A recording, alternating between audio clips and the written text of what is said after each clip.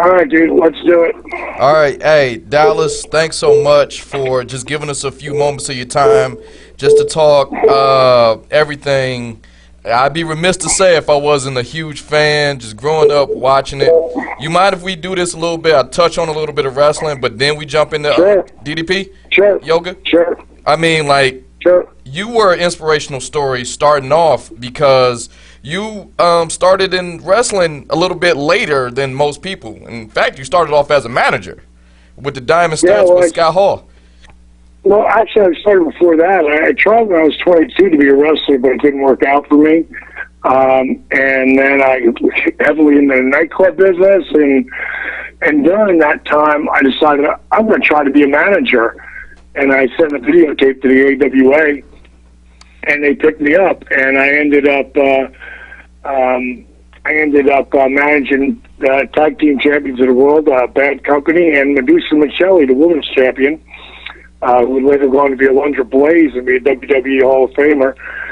And I eventually I went to Florida Championship Wrestling and worked with Dusty, and Dusty Rhodes took me under his wing. And then eventually he left there and went to WWE and did the polka dotted thing, and then came back to WCW to run it. And he brought me in as a manager, and I managed Scott Hall. I managed the Freebirds. I actually created Scott Hall's whole gimmick that would later become Razor Ramon.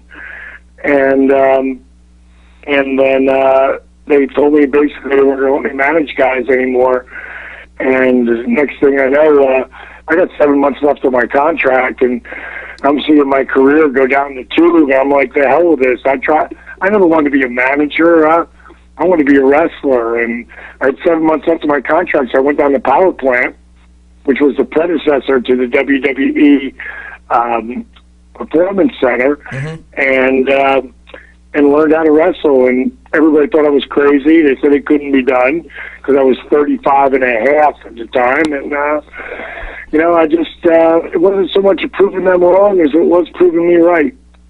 Hey, and it worked, man. We see the proof right now. And quite honestly, you ever think starting late gave you the maturity to keep your focus and, keep your head on straight and not get distracted? Yeah, that's a good point. I often say that one of the hardest things about becoming a wrestler was I was starting at 35 and a half.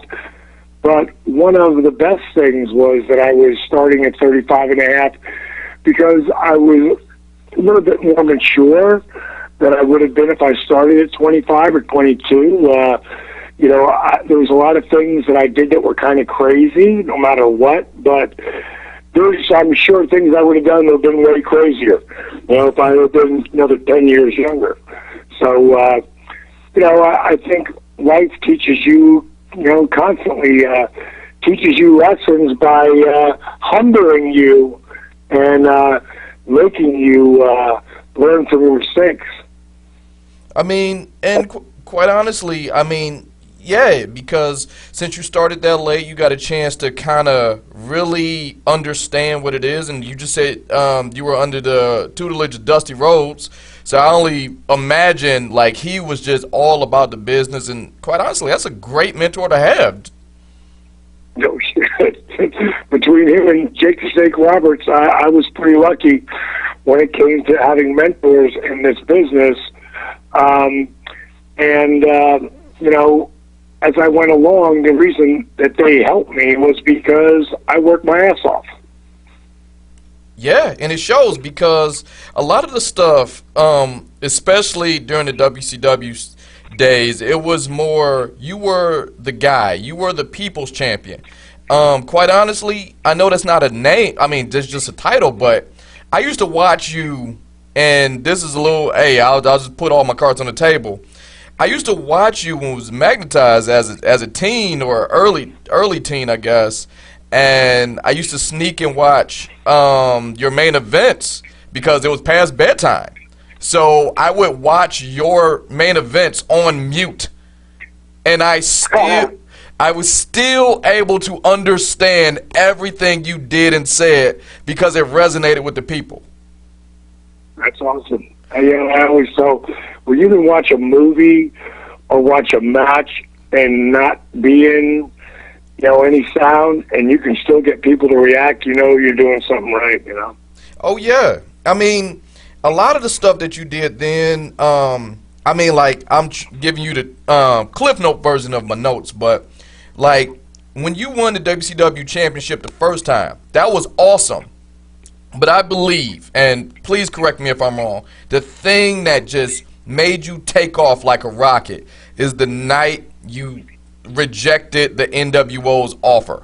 I have to talk about that because... No, without question. Please, that was the Rocket. Please, that was tell the me. Rocket Center. I had that idea. It was my idea. And, I was always thinking of a way, like, because they're not going to think of the story that's going to get me over. That'll make the fans actually care and resonate, being the underdog. Very early, I guess it would be probably around 1996, I stopped, I should say, Paige Joseph Falkenberg, my original given name, not my given name anymore, but back when I was born, Paige Joseph Falkenberg, once he stopped trying to become Diamond Dallas Page, this over-the-top, wrestling persona, and Diamond Dallas Page started taking on Paige Joseph Falkenberg's character and work ethic, and and just took Paige and pumped him up to 13 on the 1 to 10 chart. People started to get with it, and I still didn't have the backing or the support of the office. They didn't really believe in me, and I get it, but I was little by little making one believer at a time.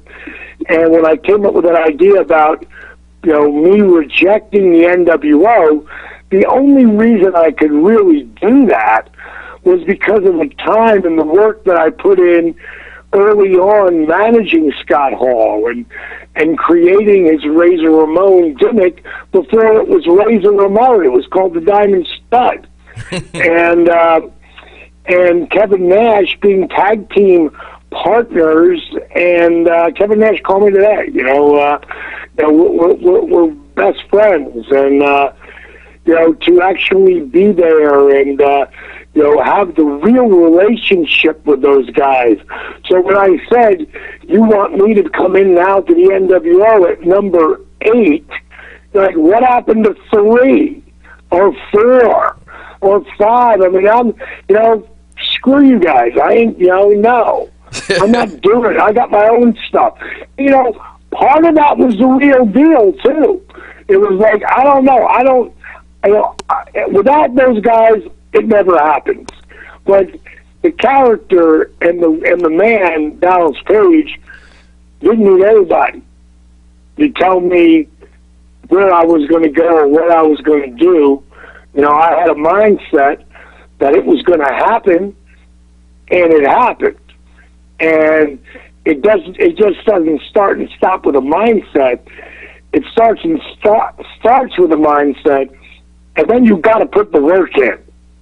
You got to put the time in, and then you got to take a lot of nicks and bumps and fall down. And it's not about how many times you fall down; it's how many times you get back up. That's right. And you got to learn from your mistakes, and that was my character as Diamond Dallas Page, the wrestler. But that was my life, and it just resonated, with the people. And when I cut promos, there was times where I was on the mic and in the crowd and saying, they said I'd never be a top guy. They said I'd never be a main eventer. And then I said, they were wrong. I was talking to the office.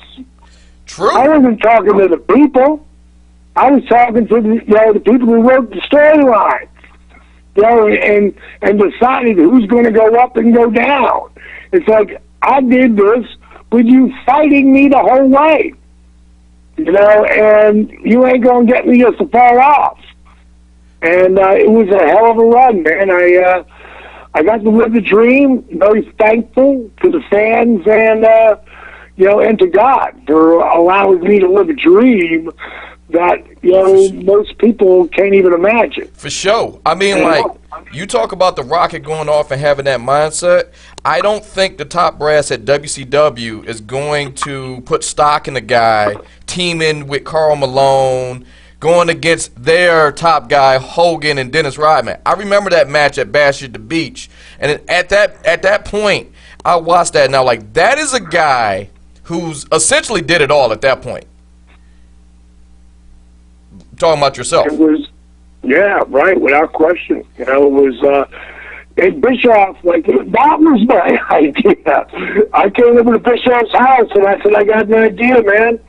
What about, Rodman and Hogan against me and Malone? I go, have you seen what Malone's been doing this year? I mean, he's the MVP this year. I mean, he is the man in the NBA. He's my buddy. And he wants, he would get involved in this whole thing. And Bish didn't really know who Karl Malone is. And a lot of people, because he was in Utah, didn't really know who Karl Malone was. But Karl Malone is the second leading scorer of all time in the NBA. He was right after Akeem. Yeah. Right after Jabbar, right. He dominated for damn close to 20 years, and once Bish saw that they swept LA that year 4-0, and once he saw him dominate Shaq, who was a monster, he called me up, he said, let's do the deal. So next thing I know, we were on a friggin' jet to Salt Lake City, and cut the deal with Karl Malone, and we had a blast, man. And that match there really put me on the map when it came to, I guess, for mainstream people who didn't know who Diamond Dallas Page was. Right. And then they saw me on the Tonight Show with Karl Malone and with Bischoff and not Bischoff, but Hogan and Rodman. Dusty Rhodes had no idea. He was watching the Tonight Show, and when he saw me walk out there, the guy who walked into his office, God, how many years before that? 88, 10 years earlier, wild-eyed kid, 30 years old, talking dreams, to Dusty Rhodes, a living legend. One of my favorite performers and people of all time. For him to see me walk, he said, D, when I saw you walk across that stage, I just thought, my God, he really did it. At a whole different level, because now that transcends wrestling. We didn't shoot that angle between Rodman and Hogan on the wrestling show. We shot it on the world stage, and that shit has never been done before. Yeah, and it was awesome because it, like you said, it made the mainstream people. All right, let me, and I'll give you some real world experience with that. My mom and dad, before that, had no idea who Diamond Dallas Page was. You were always, oh, you're that guy my son watches. Oh, you're that guy who did that wrestling thing. But the next morning, they were calling you by name. Right. All right. It changed. It changed. It changes. Speaking of changes, and this is going to be my last, I guess, one of my last wrestling questions. You were one of the few people who were able to work with both bosses, Bischoff and McMahon. How do you compare the two? Both are geniuses, and both are ridiculous work ethic, and both know how to dream of what they saw, and they made it both happen. Bischoff told me, I can't tell you how many times, eventually, we are going to beat their ass. We are going to be number one. And I thought he was, a guy who I knew didn't smoke pot. I thought he was smoking something, so honey, I got no idea where I'm going. I'm driving with my wife right now. But okay. the bottom line is Bischoff saw it. Just like I saw stuff before, what I was doing and where I was going. Bischoff saw his destiny. And, man, he pulled it off, and we almost put them out of business. I mean, and I never wanted to do that. I wanted to always be a place for the boys to work, like multiple places. So I never wanted to put them out of business, but Fish wanted to knock Vince out, and long story short, the only reason it didn't happen, is because, the ratings shifted. And when the ratings shifted, our overhead was so high, and Warner Brothers never liked wrestling, and Warner Brothers owned our company. So they canceled wrestling, and I thought, so Vince didn't really win the war. That guy, Jamie Kilner, came in when we were doing ratings like a 4.4 or 4.2, which is huge, and, they just killed it. And I wonder, because Bischoff was buying the company for $50 million, and he was taking $30 million in contracts. So that was an $80 million turnaround that they just said, we're canceling wrestling, and they sold it to Vince McMahon for $5 million. Wow. So now I have to ask myself, well, did Vince actually get to Jamie Kilner, and did he get them to cancel wrestling and pay Jamie on the side? And I thought, well, if that happens, then Vince McMahon absolutely won the war. So we'll never know. We'll never know, but it's an interesting, conspiracy. I'd never thought of that, in that way. I just thought he just straight up did it, and that was the end, of the story that's being told. But that's something to look into. Like no one ever talks about that because most people don't know. I mean, I know that story. Bischoff knows that story because it happened to him. I mean, he went to Brad Siegel and he was like, "Listen, tell Kilner that just give me a month. I will sell this show somewhere else." But impossible to sell a show when you don't own it. Yeah. So bottom line is, I mean, they just killed it. So there was something going on there. I don't know what the hell it was, but the bottom line is, Vince won, and that was the end of it. And I'm not thankful in that way because a lot of people lost their jobs. But for me, I'm waiting for you to tell me where to go, though. Well, yeah, but it kind of worked out. So, it worked out good for me in the long run. Yeah. Because they own everything now, and I'm one of their world champions, and they can't ever take that away because it's in the record books, and I got the WWE Hall of Famer ring. Right. So it's like you can't take the they didn't do good by me coming in because they had a point to make against WCW. It wasn't me personally, it was the company, and I get that.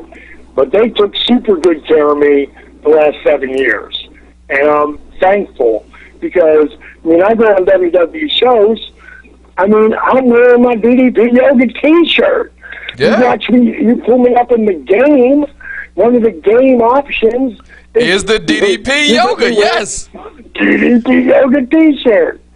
So, bottom line is, like I said, they treated me very good, and I just love staying a part of the family. I've been asked to do certain things, and I turned them down because I know that would ruffle some feathers, with the office. So I just, I love my relationship, and I had a hell of a run, man. I had a hell of a dream. Hey, one thing I can say, when you talk about the last 7 years, Dallas, you are in better shape now than you were 7 years ago. You ever thought about having one more match?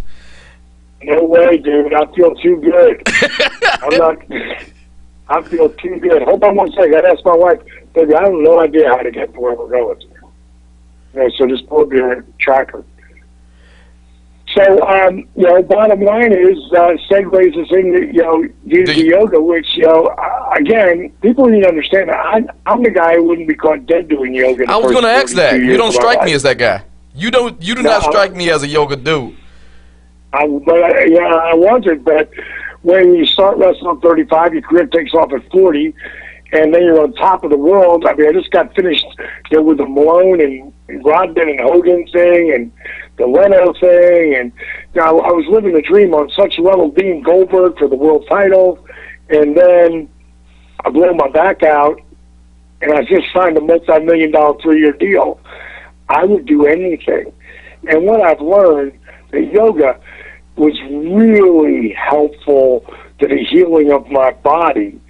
And what I did is I took those yoga positions and I mixed them with the rehabilitation techniques, the old school calisthenics, and then something that's like, I call it dynamic resistance. It's what it is time under tension, engaging and flexing muscles that, every time you flex or engage your muscle, your heart has to beat faster to get the blood to the muscle.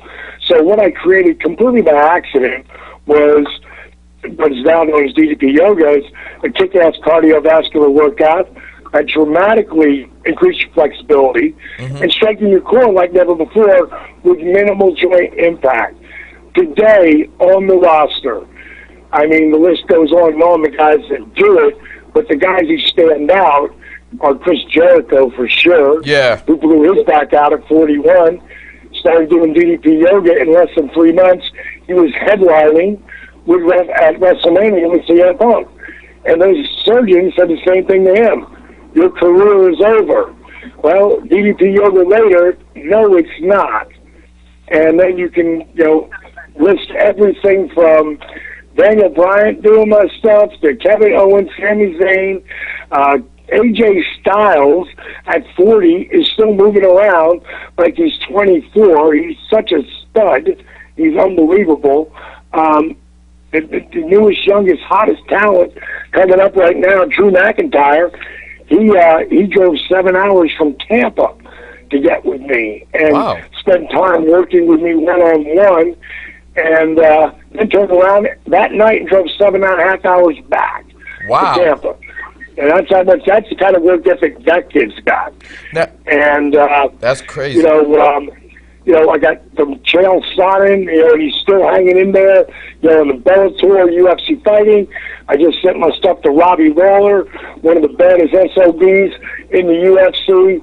And I got some Detroit Tigers that are doing it, that are on the, on the AAA, but you're about to see a couple guys branch up. And these guys are wanting to, to be able to try to not, preventative maintenance, not getting hurt.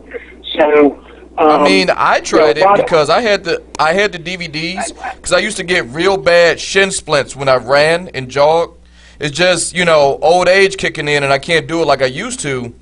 And what made me do it, I heard Jericho, I heard Foley, and then I watched the Arthur story. And then I was like, if Arthur could do it, I totally can.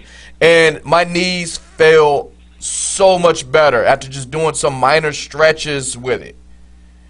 Yeah, stretching and strengthening, and that whole time under tension thing where you're flexing and engaging, and it helps to break up the scar tissue, which is why your knees feel better. Like, I have to do it every day, at least a little bit, and I feel great.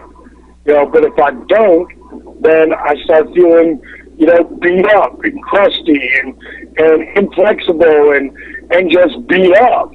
I'm still like a Ferrari, but I got 998,000 miles on it. So, I just got to stay ahead of it. I have a lot of things that I do that help me hold back the hands of time.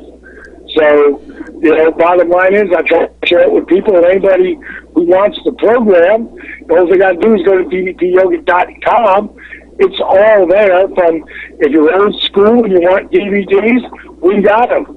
If you dig it and you understand that the future is a DDP Yoga Now app, well, you can go on to iTunes or Google Play, or I always suggest people to go to ddpyoga.com, because there you're going to get it at a way better deal, because it's 20% off on the DVDs and the app.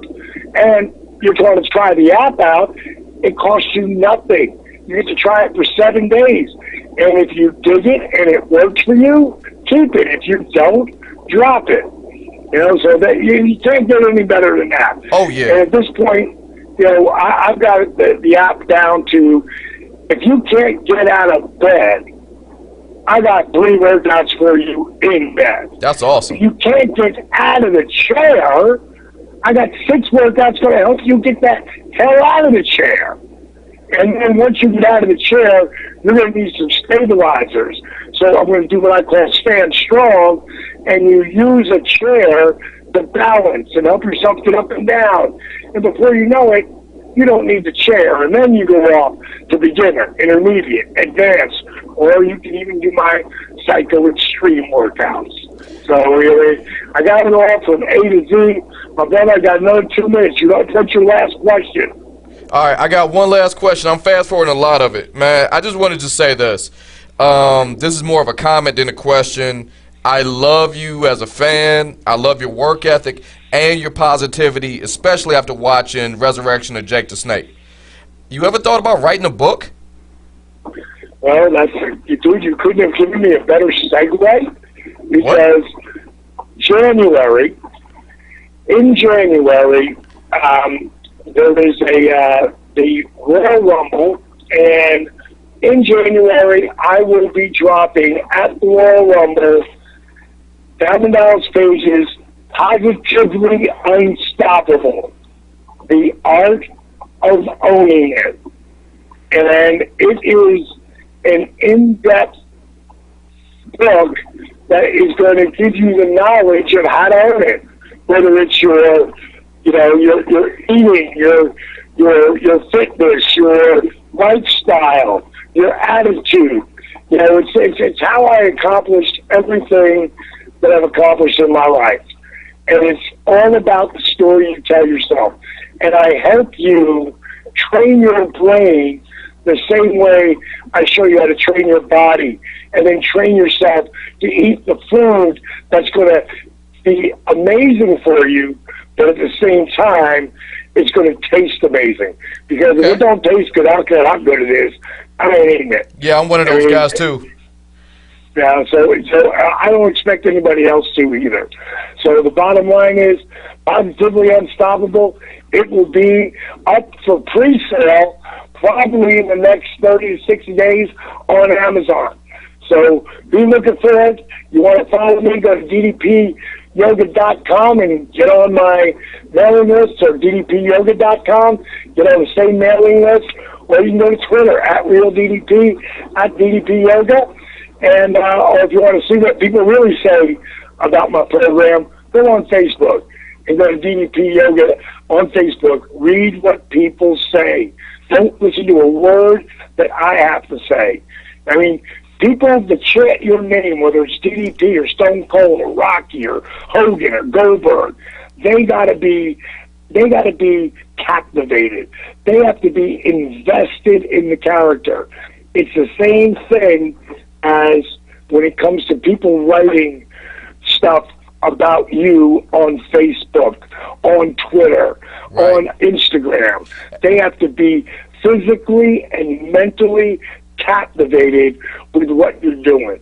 And right now, I challenge anybody to find something where someone's talking good about what we're doing, because what we're doing with DDP Yoga is a real deal. My friend, it was great talking to you. Appreciate your time. Oh, thank you so much, Dallas. Success. Hey, Dallas, one last thing, and it's a quick one. Sure. Hey, around the time the book comes out, do you mind if we talk about it, or you come on for a quick 5 minutes, like later on? Well, yep. When you know it's coming and we can do the pre-sale, stick it up and we'll do it together. All right? All right. Hey, Dallas, man, it's been a pleasure. Thank you so much for calling into the podcast. And I look forward to seeing you at Motor City Comic Con. You got it, buddy. Look forward to seeing you there. It's going to be fun. Motor City's going to be a lot of fun. All right. See you, buddy. Thank you. Bye. Bye.